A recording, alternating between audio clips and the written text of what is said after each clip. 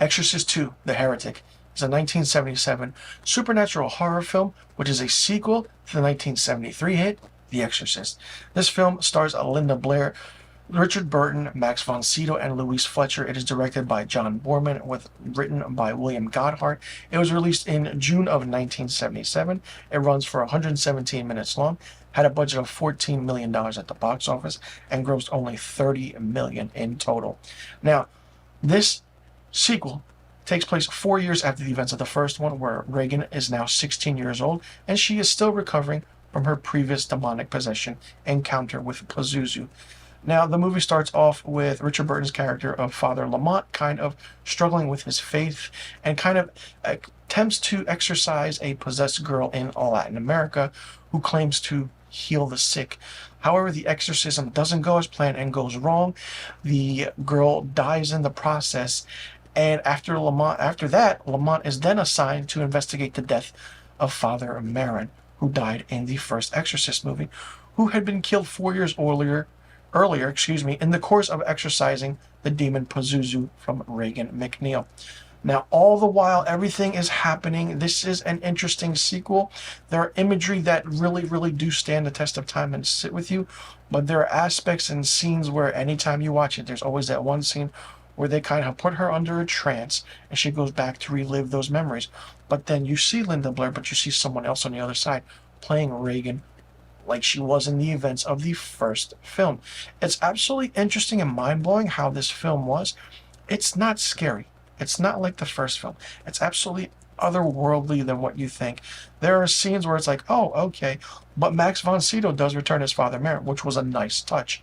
Richard Burton as Father Lamont was very different, but he was more so emotional than anybody other character that you could have.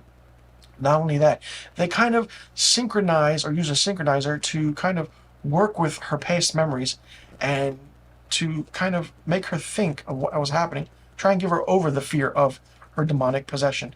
Now, if you're wondering what the heretic means, basically it's a person believing or practicing religious hearsay, or basically a person holds an opinion at odds with what is generally expected and or what is not to be believed.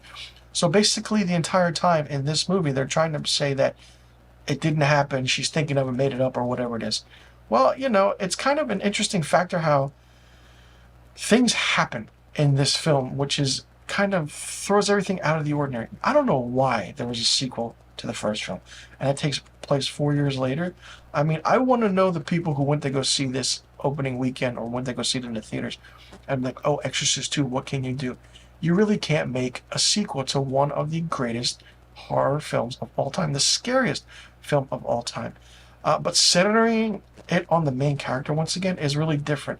You see her aspect of trying to face her fear after what happened, but it just didn't work. The movie just didn't hit the mark, and it didn't have that aspect of the writing of William Peter Blatty, especially the directing of William Friedkin.